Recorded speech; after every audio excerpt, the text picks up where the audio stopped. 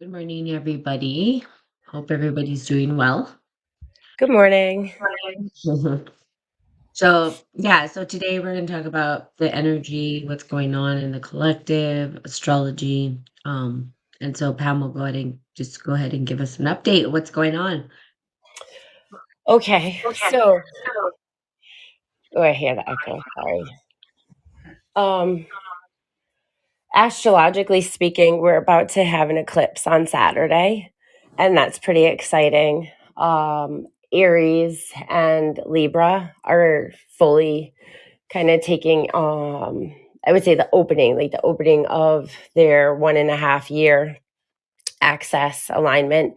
Um, for the eclipse. So sorry, I'm like trying to break it down a little bit, I guess. So you can think about like fate and destiny and the way that the earth aligns with its like north and south nodes is like what really controls the eclipses, and they last for about 18 months in cycles. And so back in April is when this Aries Libra alignment started, and so it's closing out the past 6 months and really shifting into that energy for where we're going as a collective. And then at the end of the month, with the full moon eclipse in Scorpio Taurus, that closes out that cycle that we've just been through for the past 18 months.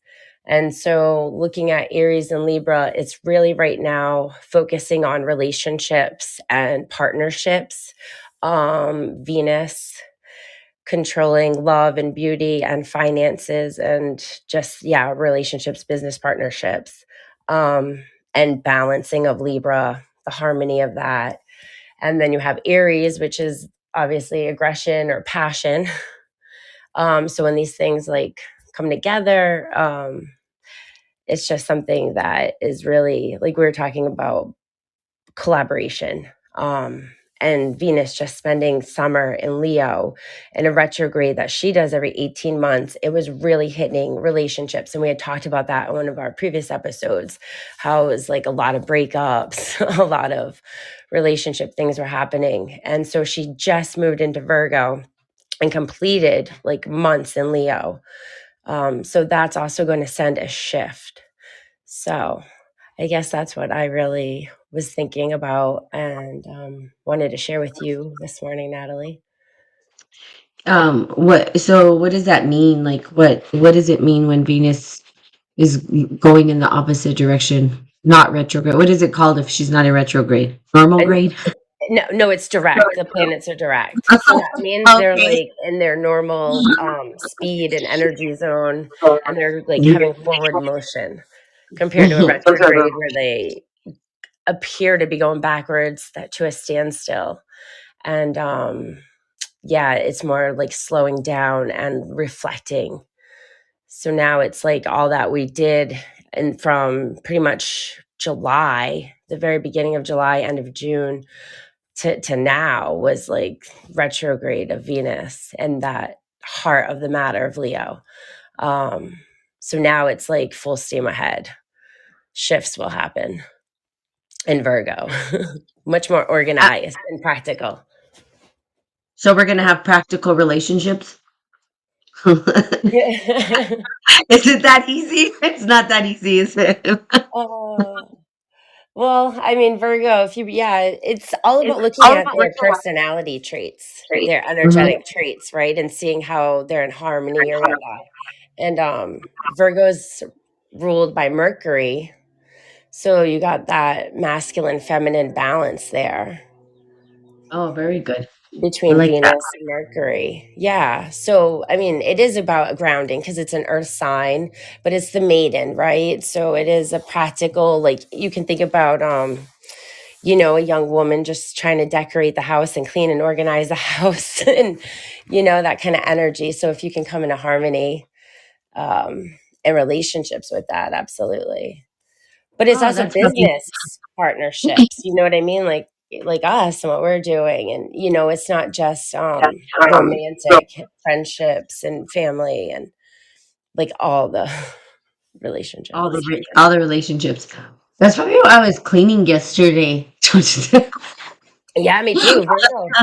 It's a Virgo energy when she comes in. She's all clean your space, you Yeah. dirty rat. No, I'm just kidding. Yeah. I was so organized in September. Like I started filing stuff on my computer. Like I never created files and downloads. Like I don't, I wasn't organized like that. But all of a sudden I was, color coding files and yeah, I was I was definitely tapped into some Virgo energy. Well, it's good. We need it. And trust me, I love my Virgos. I have a lot of, so I am a Taurus, right? I'm a bull. Mm, That's my sun sign. But and Virgos and I are they keep me on track, man. I need Virgos in my life because they're just like on their shit. Like that's what I just noticed. And I don't know, some people are like, yeah, but people are different. Some people don't believe in all that stuff. But I'm gonna tell you what, I can spot a Virgo a million miles away. And I'm usually like, "Are you Virgo?" And we get along great, and they're organized. They have their stuff together. Everything has to be detail oriented. They remember exactly. stuff. I'm like, they remember exactly. You didn't say. I had a friend used to be like, "No, this is what you said," and I'm like, "Oh my god, really? Do we got to be verbatim? Does it have to be exactly like I said it?" Yes. I was like, "Fine, whatever." Um, but she was always just like on top of me, making sure things were good and perfect or whatever. But I felt some of that. Like I know you were saying about the energy and feeling it, but I felt some of that yesterday where I was like, I just need to get my stuff together, get organized. I'm really looking at like purging stuff again, making Hmm. space for new. Yep. That kind of makes sense when you think about like the Virgo energy, even with women, like premenstrual. Like I don't know if women even know this, but premenstrual, we feel the need to clean our place so we can have a place to nest. And that's how I used to know, like, I'm about to start. You know what I mean? I'd start organizing and cleaning, and I wanted a clean space. And it's because I knew that when I was going to start, I just wanted to relax. And, maybe the next cycle will be about that, cleaning out the space so that we can actually, nest and do the things that we need to do. Yeah. Um, I like so that. not yeah, not just with women, but with even in the collective energy. And part of the collective, that I was telling you earlier is like I was with, so I'm working on some things and you guys won't believe, but you guys know that the marijuana is, becoming legal in a lot of states. And I almost think it's just a matter of time before it's like federally decriminalized. Yeah. Which, it needs to be already. You know what I mean? It's like this, if the states are saying it's acceptable, there seems to be, this collaborative, collective idea that, okay, this herb, which has helped individuals tremendously, is decriminalized. And these people are saying, hey, we accept it collectively, it should be decriminalized. But as they've criminalized it or made it a federal offense, many people have suffered from that in the past. um and it's crazy to me because we have black markets, and Mm. black markets have been running the marijuana industry for forever, almost like the bootleggers were running the, when right when Yeah. alcohol was, the prohibition or whatever. And Yeah. it's crazy to me because the marijuana, um, is to me, is a critical thing, and it should be passed, but we have this collective trauma from all of that, from the individuals Absolutely. that were not able to do what they did. And it's funny because it's really kind of crazy. There's all these crazy connections that I see because I was raised in that environment. And you see that these individuals who had a passion for marijuana had to be underground, and that's how they made their money. And a lot of those individuals end up on like food stamps, right? They Right. ended up on housing. They were entrepreneurs, and that's what they wanted to do was sell marijuana. Like seriously, that was the thing. But the black market, never in my life did I think the black market would come together collectively to partner. I'm not saying that there wasn't partnerships happening in the black market. They had to, obviously, to keep their self going. But now that it's become legal, and the black market's trying to be legal, they're trying to do things, I don't want to say the right way, because I don't think the black market was the wrong way. It's just they made them wrong. But they're Yeah. coming together to try to understand the policies that are there, so that, they can operate within the system. And to see them come together the other night as a collective was, to me, an anomaly. Like, that to me was like, wow, we're sitting around talking about how they're going to collaborate, have each other on each other's business Mm. plan, their social and equity plan, and all the things. And I was like, wow, what a transformation. I mean, that to me is partnership. That to me is like an industry where there was so much violence and so much, I mean, people got shot back in the day, for Yeah. stuff like this, for the drug sale, that now they're sitting around the table talking about how they were going to be legit. And I mean, it was just, to me, it was crazy. And actually, it brought tears to my eyes, because here we have individuals who were always made wrong for who they were, now saying you're good enough, and people are seeking them out for their knowledge and wisdom of this particular plant, or this plant medicine. Um, and of course, you have these individuals who are trying to extort. um, they're trying to extort. That's not the right word. They're trying to, what is it called? I can't think of the word. It's kind of early. Come on, Pam, help out. Extort. Um, They're what is the I word? don't It's right there know. at the tip of it. Okay, well, I wish we had the listeners on here. They could probably help us out, but I don't see anybody on. So help us out. Okay, somebody has the language. Extort. Um, Well, yeah. no, it's not the word, and I can't think about it. In So, Maine, see, like it's kind of different in a sense. Like I can remember, like yeah, people would sell it from their houses, and it and then it started getting medical marijuana only, and I think it was like $300 or something to get a card. And it was very like, you had to go through the doctor and like in the beginning, and it took a while, and then they added recreation, and then like mhm. slowly in the last couple years, the laws have changed so much that I mean, when you hit Maine, because there are stores, there's recreational across the street from medical, and like it's just the only difference is maybe like the tax price and the fact that you have a card or you don't. And cards are now like $40, and you can get them in like 2 minutes over the phone with a doctor. Um, so it's become in Maine, we're fighting, I think, more about corporations and big companies that Mm, eventually could be federal or capital. You know what I mean? It's not like all the local competitors that were once home growers. And you know what I mean? So yeah. I totally understand what you're saying. I don't think like in Maine people didn't get shot over that. Like it wasn't as violent. We just got ripped off. Welcome to New Like yeah, Mexico. for a bag of like stem and seeds that got pinched and so Mm. you just like whatever, you got mad, you just went and found it for somebody else, like Oh put it no, girl. shoot, like Not on the streets of New Mexico. You don't mess with somebody's product. yeah. Oh my god. I shouldn't laugh, because it's not funny. I mean, the back in the day, it was pretty crazy.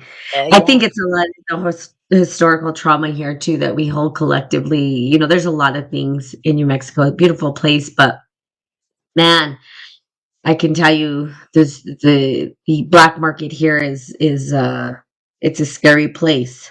You know Mm. what I mean? It's not, you don't mess around here. Yeah. It's not like, oh, we're just gonna give you a slap on, people actually, yeah, did get pretty violent here. But now you're seeing these individuals, which is funny, man. I can't explain, to see these homies, right? I'm working with them, and it brings me so much joy in my heart to work with individuals who never had the chance to think they were enough, or that they brought some kind of value, or not understand, but are really wanting to learn. Um, it just they didn't have a chance. You know what I mean? They were never given the chance. Nobody ever um, reached out to give them the chance or whatnot. And so, I just think it's just. I think it's absolutely beautiful, and I feel blessed and honored to be working with those individuals. But I think that the laws are changing, and I think it's great. And I Mhm, think absolutely. eventually, we, as women of consciousness, I believe in these medicines. I believe in these plants. You And know I do. I know, and I believe in their power to help Yeah, heal. yeah. Um, And that's so one of the shifts definitely as a collective that we're looking at, because even like psilocybin with, mushrooms and stuff, there are a lot of things that are trying to get passed state by state in Rhode Island, and over the summer legalized it. So yeah, I think it's really important, absolutely. Mhm, and mhm, and partnership, like that's definitely what we're seeing as part of the collective, is like this balancing. And we were talking about that last episode of just gender, the masculine and feminine, and how like and their own roles, we're kind of integrating and rising up in that. And so it's only a matter of time before we see that externally, we're playing out in the mhm, collective, because mhm, of all the mhm, transformation we're doing on those personal levels. It's like, okay, now it's time to shift and act and create, like, come together. And it's that, like, and even spiral dynamics, like you would say, right? We have to shift. There's, mhm. we have to move up and evolve. Yeah, and work together. And I Yeah. think that's the critical piece. How do we work together? You know what I mean? Yeah. So hey, dude, Sean. Um, yeah, just read for you. Well, that's good. I think you said you're in Florida, right? So, it's legal there, right? I don't remember if it's legal in Florida. Can't remember all the laws. I know my cousin lives out there. Is it? I did shrooms during the height of the pandemic, pandemic propaganda, and it was interesting. Yeah, I bet. I wouldn't have been watching any political news or anything if I was on shrooms. It was all fear tactics, and then you'd spiral down a bad trip. Yeah, that's not going to be good. I I just did my best. I would go work out at the park. I remember during the like you say, the pandemic, right? Uh, I'd go out to the park. I know it's like the off topic, it just came to mind though. And then these people, because they wanted everybody wearing masks, whatever. I was like, I already know Mm, masks. This was me, right? I have my own choice. Not going to get into who's right or wrong about it, but I wasn't going to do it. First of all, I have asthma. First of all, I suffocate. Secondly, I was like, if it's my time to go, so be it. yeah. Um, Natural causes, the survival of the fittest, and I'm not fit enough. But I would go to the park and work out. Then these people would come up and they'd be like, good for you to keep moving, because people were trying to walk and get out. And I had my trainer actually out there with me. He would be Oh, out that's there, he'd bring all his tools, and I'd be, cool. doing my thing. But yeah, but no, it was an interesting time, and I couldn't imagine being, on anything during that time. It's like you couldn't get away from that fear tactics they were using, to the fear mongering or whatever they call it, Yeah. to get us. Yeah. Um, I definitely feel like that was a shift, huge time meant, uh-huh, like some astrological alignments and things occurred during that time period that absolutely, yeah. um, it was meant to do what it did to the collective and wake them up in waves. Because look how much people kind of realize, like, wow, my life, my I life is know not what I want it to be. And like we can work from home now. That was amazing. it As much as was. that was even difficult, but it was still a huge, nothing's been the same since. And it never, No, it hasn't. yeah. It was good and bad. And I'm sorry, I don't mean to just cut you up, but it was good and bad. But you know what? The actual I kind of think it was a detriment to do the homework. I think it was good, but I think it was bad for some like me, someone like me. Okay. I'm just talking about Yeah. myself, but I don't want to leave my house anymore. And that's not good Oh, yeah. because we need people. We need to be able to connect with one another. We need to be able to come into community together. Yeah. We need to be able to get out and connect. And I am not doing enough of that. I can tell you that right now. It's Yeah. pretty, it's to me, it's like terrible. And I It's think like, that's why some people are ready finally, like as a collective, where we are coming together in collaboration, right? Because there has been so much, and like we're already a society that's based on the individual. You're out for yourself. You know what I mean? Like you are your own priority kind of mentality. And then it's like, yeah, the separation, the isolation. And now it's like people are, because they've noticed that even in just community, like people are coming out, tourism, we're a big tourism state. And it was booming this year. I yeah. would say the biggest in the past couple of years. COVID for me, like honestly, I had a lot of empathy and compassion for what I saw and I witnessed, and I had my own struggles because I had kids and I was a teacher, so I definitely had to deal with the Zoom world and work from home. But Yeah. I kind of thrived, honestly. It was a really Yeah. positive time in my life Mhm, that mhm. that chance, because I already live in the country. So like, you know what I mean? And I kind of revolted too. I didn't want to like conform, and I had to give into the system because I actually went cross country. I went to Oh, Arizona for like 9 weeks, and in that I went to like LA and San Francisco. So like in my travels, I kind of had to adapt to the COVID, CDC stuff. uh-huh, uh-huh. But yeah, so it was still interesting, but I didn't give in to fear. And that was the thing. Like I wasn't afraid. Like I knew my body, I knew my health, I knew my limits, like and yeah, so it was kind of interesting time to look back. Yeah, I don't know. I agree. I think it was just a shift, and I think now you're right in terms of, like, us being able to now come together collectively. Mm. But even and I mean, let's just say that okay, so the good things about it, right, is that our school, our own program, decided to move to an online platform. So we literally would have never met, right? Had that Oh not yeah, happened. Because I was that not totally in, prepared me. I was uh, prepared, I felt, yeah, because I had already kind so of been living that life. so there was good from it, but now it's like, okay, now I've got to reconnect to people. Like this is not Yeah. good. Yeah. I need to connect. I need to you know what I mean? Hmm. And so And I'd say the past so year, I've uh really had that. yeah.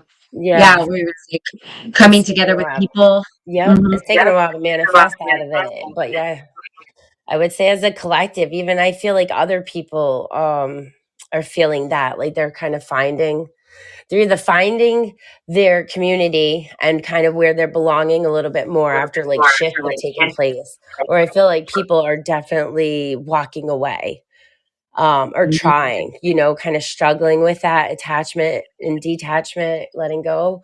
But they're feeling it. They're feeling that inner, turmoil or shift or guidance, trying to get them to walk away and go where they're meant to go. That's right. Yeah, I do. I agree.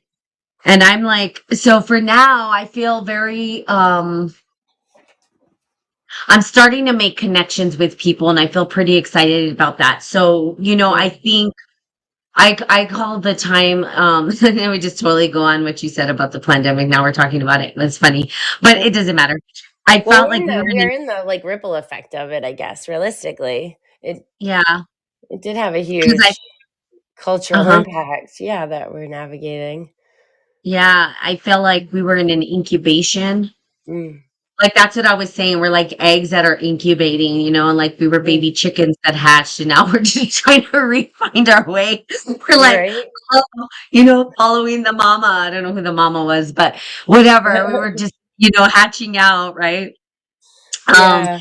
and then now it's like I'm starting to make connections and get out and do these events and start to meet new people, and I have a new purpose, and I feel actually more grounded in what I'm up to than I did before, which feels phenomenal. So now I can say, hey, here's my purpose. Here's what I'm up to. Here's what I'm doing.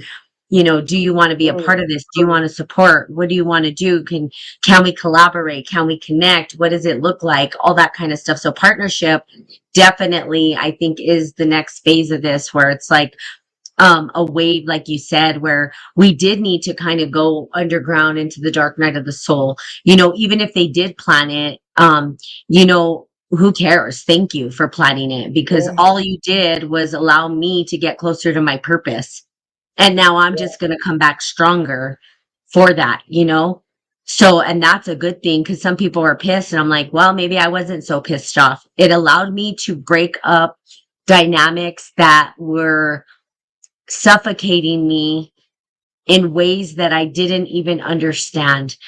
And a lot of it had to do with the developmental process for myself, like individuation, which I should have gone through when I was young, which I Hmm. didn't, because I had parents who perhaps didn't allow me to individuate.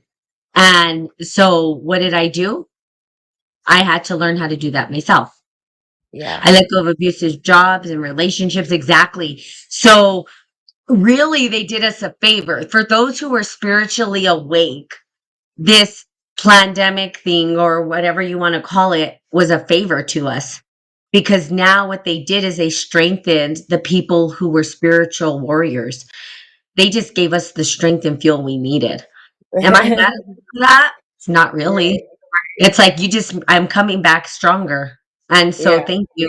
You know what I mean? But those Absolutely. who are not ready for that spiritual battle are probably still kind of messed up. If here's how I see it. If people are still on the narrative of what happened in the pandemic, then they missed it. They missed something from that experience, because I don't talk about it at all.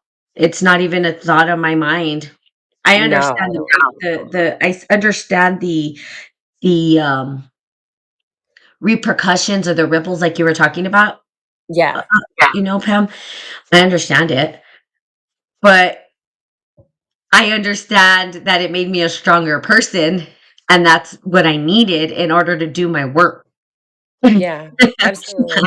Yeah, closer to I purpose, yes, otherwise I would still be banging my head against the wall, forcing the wrong path. Amen. Good job. That's congratulations. See? right. So in the pandemic, we've gotta have some thanks for whatever twisted narrative they were trying to do. Some people went with the twisted narrative. I didn't pay Oh attention to yeah, you any of it. could see how many people were just filled with fear. Absolutely. And then the Yeah, people that wouldn't conform at all, like the ones that were really rebellious, like like I me. remember seeing a guy like yelling like, up and down Santa Monica like Boulevard, and he was like, yeah, don't conform, don't conform. I don't know, he's like protesting all by himself, but I mean, hey, That's awesome. Yes. I yeah, I didn't I had to yell at yeah. my mom. Like, I had to tell her, do not do this, right? Like, it was these things that I was trying to educate my family, because it's like, you've got to understand, first of all, what's going on before you just start freaking out. The thing with me, it's like, if this was a true problem, right? This is how I always kept trying to tell my mom, we would see thousands and thousands of bodies on the street, just dead corpses. That Mm, wasn't happening. You know what I mean? So for me, I'm yeah. like, "Oh, whatever. This is like, I was like, I'm not afraid of this thing." And it also, because I'm not afraid. Oh, The Monk. You guys have to watch 100 Eyes, right? It's a small clip on Netflix. Like, me and my kung fu. But anyway, he says something that was so profound. And the Khan, or whatever, on the show, is like, the Khan goes, "Hey, um, you're not afraid of death, Monk?" And he goes, he's like, "It's not that I'm not afraid of death. I just don't cling to life." And I was like, whoa, that was so profound. I was like, that's awesome. And that's it. You Death can't isn't cling to real. life, because life Yeah. comes and goes. You don't know when life is going to end for you. So for me, I was never Mm, like, yeah, the fear tactics and all, none of that worked for Well, me. I was that like, "This goes back to plant medicines and why they're, illegal because mushrooms and DMT and ayahuasca and, even marijuana, if you don't abuse it and you use it in ritual right enough, like you can get downloads from that. But yeah, they give ego death and they show you what's on the other side and all these beautiful things that are healing and so amazing. So yeah, that's why it's just all I all don't of know, it." soapbox, right? It could take us down No, a rabbit hole on a not a soapbox. soapbox. I mean, Oh, it the could be, matrix but system. I think it's important to talk about, right? I think that, Yeah. I don't know if it's a well, it could be a soapbox, just Well, I mean, depending. against the systems that are Oh, in for place. sure, You're talking for about a sure. war of dark and light and These you crazy, know? I know.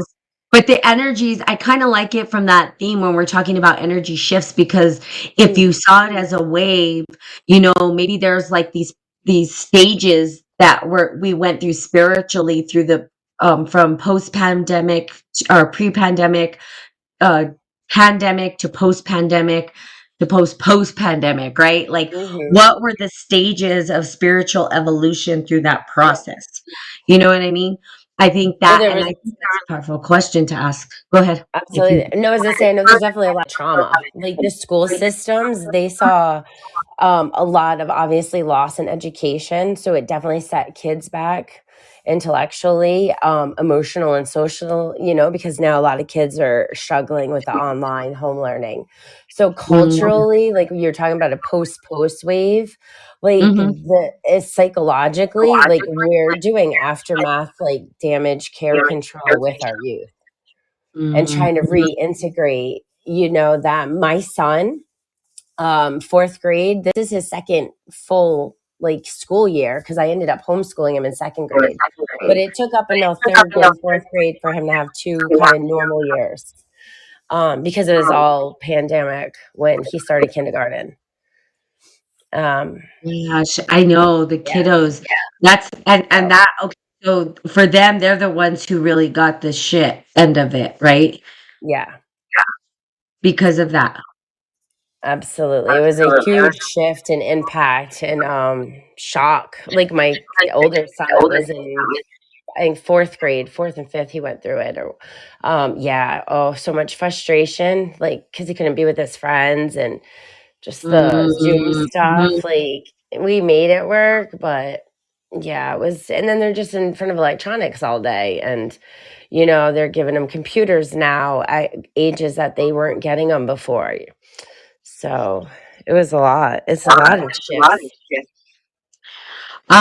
Yeah, and not just that, but when we look at like the way, so we go into other things, but like the kiddos being the ones that there's like this base programming time that happens with children where they, for learning and stuff like that. And my friend is a teacher. She said that they are behind Yeah, academically and developmentally. yeah. They're behind. And that's really kind of sad, because the kids are the ones that are really, kind of suffered from it. But I think you could turn it into a good thing too, right? It's like, well, what are the positives? I mean, how do we oh, these kids are in for a big man, it's crazy. The complex issues that they're gonna face is beyond our understanding.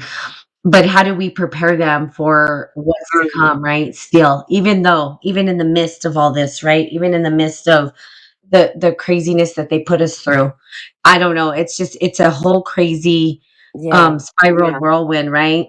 The teachers with this garbage, yeah, psychological harm for open child abuse of masks. Yeah, I mean everything, right? Child Mhm. walking with masks again.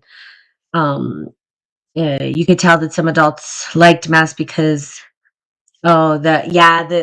the other part of it, yeah, just like the child stuff. I mean, those are deeper issues that are just kind of like the real, let's just say this, whatever happened in this whole scenario, the darkness or the shadow was revealed. There was light revealed on the shadow, or there was Oh, light put definitely into the collective shadow, shadow. the collective Absolutely. shadow.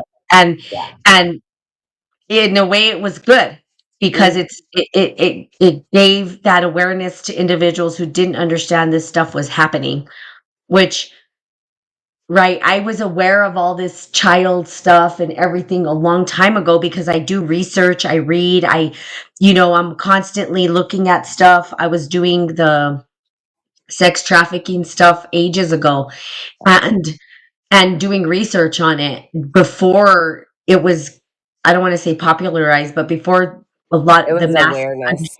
Yeah. yeah, the whole collective understood what was going Yeah. on. Yeah. And I Well, the knew Me it was Too gonna come movement, that from was the time of Jupiter and her and Scorpio. Scorpio. Mhm, So, mhm. and astrologically, I was watching that whole Me Too narrative play out and seeing that, Yeah. yeah, Jupiter and Scorpio kind of energy having a lot to do with that. And that's the thing. Sometimes when you can see those certain shifts and you understand it and then you see it play out, for a lot of people, it was like, oh, it's just, this annoyance. So it keeps happening or whatever. And it's like, no, this is a specific timing in the calendar of in the solar system, right? Yeah, So, yeah, but crazy, and it does the play shadows have to be revealed.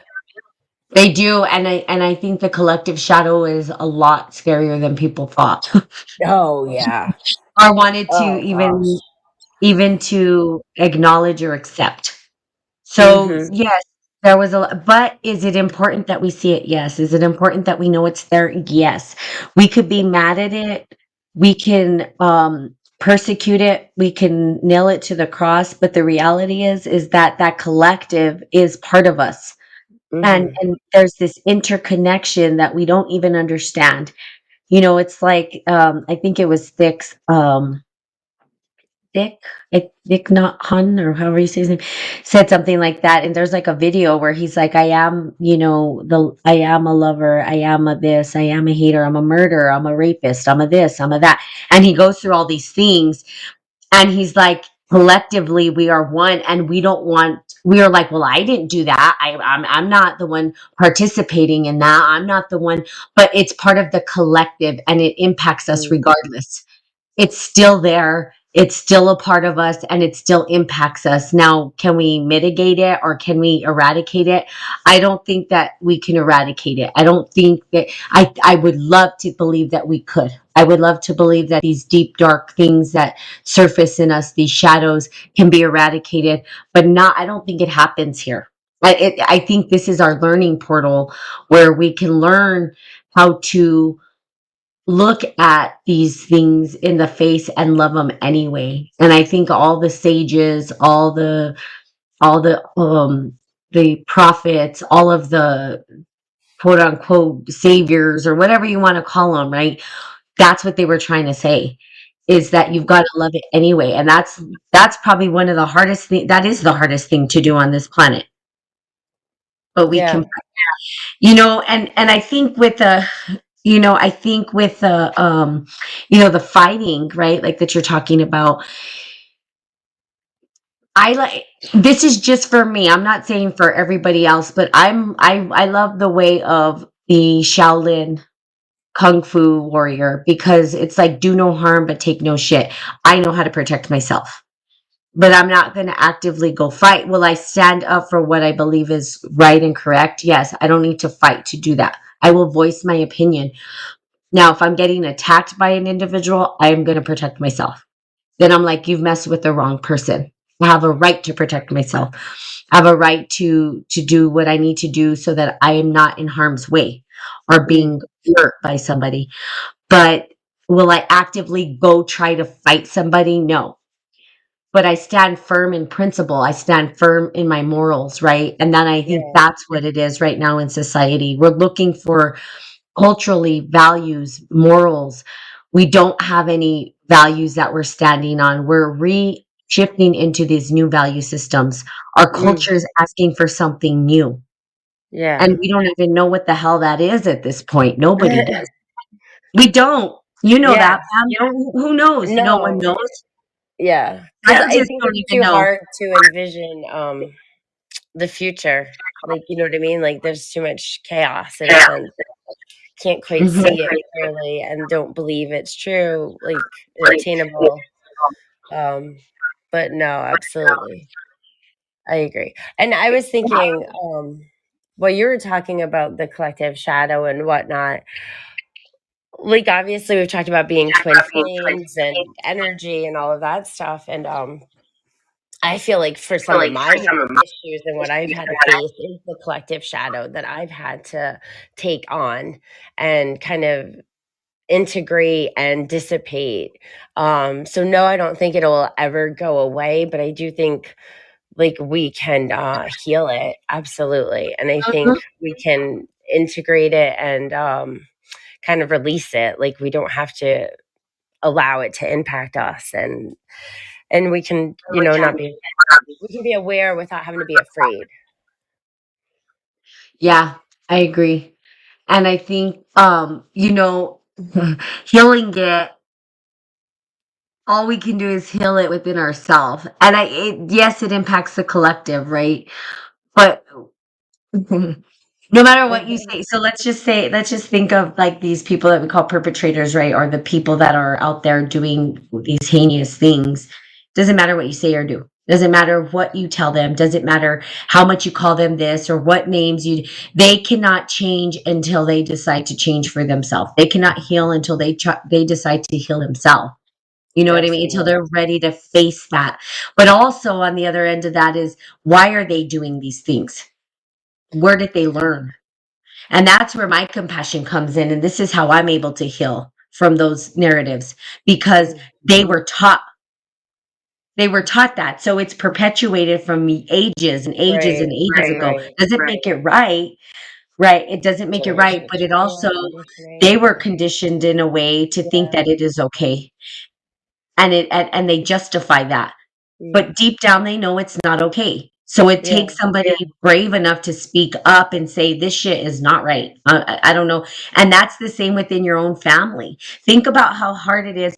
Just think about this. How hard is it in your own family to stand up to your family when they're doing something that's not right? Try it and see. Mm. You're just getting a tiny little backlash. Now try to fight the system. Go for Right. it. Let's see Yeah. what happens, because that's a bigger demon, if you want to call it that. That shadow is bigger, and Mm. it's going to come back and attack. So it's not an easy thing, right? It's not just an overnight, hey, these guys who are guys, women, whoever they are that are harming these children, you know what I mean? Go after them and see what happens. It's a multi-trillion dollar industry. There is no way that that's going to change. First of all, it's not even just about the act of what they're doing. It's that there's money involved and power and Right. control and all these unhealthy things that are happening and circulating in the subconscious mind of these individuals Mm. and the collective unconscious. Now bring that to light and Right. see if the energy field that holds that container is not going to fight back. It Yeah. will. It's the same thing with the wars and everything and Mhm. weapons and like just yeah. It's the whole system. And then the money. The banking system, throw that in there. Yeah. Mhm. So Yep. but that's what some, you know what I mean, though there are things that are bigger than us, and the systems are meant to, like we said, have the shadows exposed and the systems kind of collapse. Mhm. And these shifts, just small events, whether it's eclipses or full moons or a certain planet being in a certain constellation, like all of these little shifts are what chips away at it. And we are feeling the personal, individual, emotional waves, and that's the important thing to notice, like the themes in your own life and what's coming up for you, because maybe you're clearing intergenerational trauma, maybe you're clearing collective trauma. Sometimes it's not our own stuff, and we don't realize it. We're just caught up in the thoughts and the emotions. And when we can step back and observe and analyze it and really question it and seek it, um, then we can do a lot of healing and not be drowning in the emotion wave. Absolutely. Yeah. Absolutely. Happy thoughts didn't allow us to hold our leaders accountable. But I think this is where we have an opportunity too, as the more of us awaken and we do come together, right? Because we are searching for community and like building, these foundations of partnership. This is where we, I feel like, can be the conscious seeds. If we can meditate together and work together, and this is where like plant medicine, I feel like helps too, because it's bringing ritual and ceremony and all of this ancestral, roots that we've kind of lost as a culture. Um, we can plant our collective conscious high vibrational thoughts, and we can kind of Mhm, energetically in the grid mhm. take out the darkness. Yeah, and it's not just about happy thoughts. It's not even, No, what manifesting you're with saying. intention. It's For, like yeah, you said, integrity, with integrity and yeah, morals and values. Because the yeah. energy, there's no good or bad. It's just what it is. It's the extreme of that, so that plays out in the physical. And, so there's a million ways to look at things and label things and people and their actions. But at the end of the day, it's just vibrations of dark energy compared to vibrations of higher light energy that are manifesting story narratives.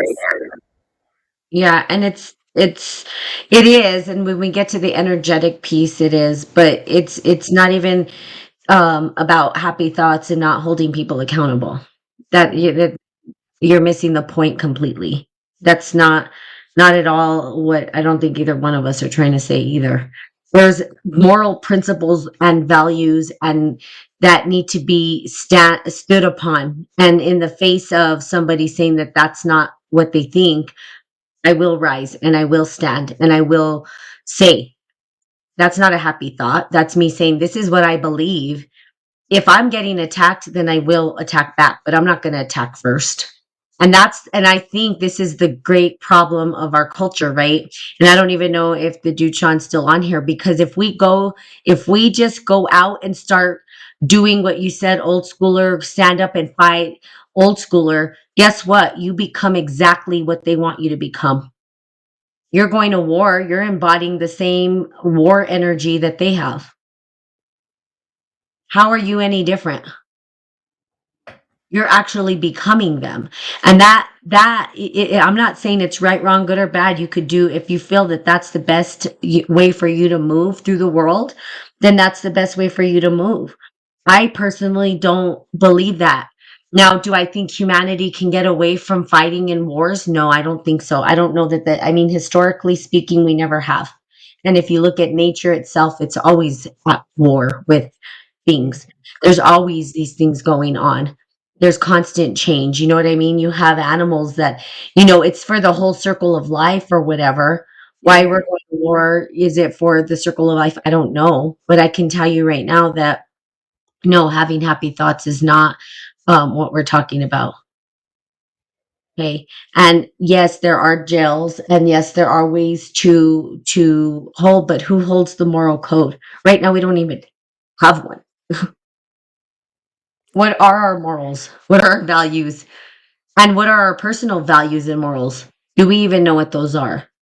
Mm, Because we have to look at our own first. absolutely. If we want other people to be held accountable to theirs, we collectively as a culture don't even have any at this point.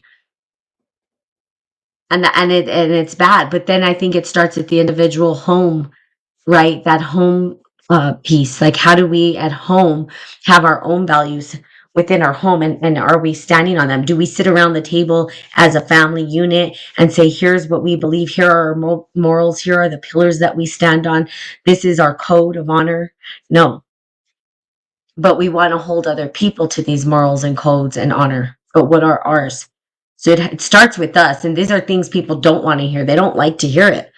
Yeah. They want to point the finger at other people, and they don't want to look at their point it back at yourself first, and really look at yourself. Then once you do that, Mm, and you look at yourself, and you say, "Wow, where am I? What am I? yeah. Yeah. What are my values?" Right? Then Absolutely. it's like now we can look at the external and say, well, what are we collectively valuing? What are we collectively standing on? What are our morals in the collective?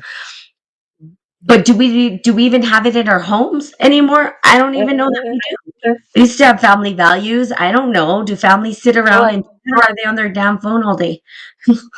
I've done those exercises though, exactly what you said. Like it takes a hit to the ego because first of all, we're psychologically wired, right? It's a defense mechanism to point, to project, Mm, right? Because we don't want like that's the ego. That's definitely and that's what's gonna be like that's why we call it ego death. It's gotta be faced, it's gotta be overcome and challenged and strengthened and surrendered.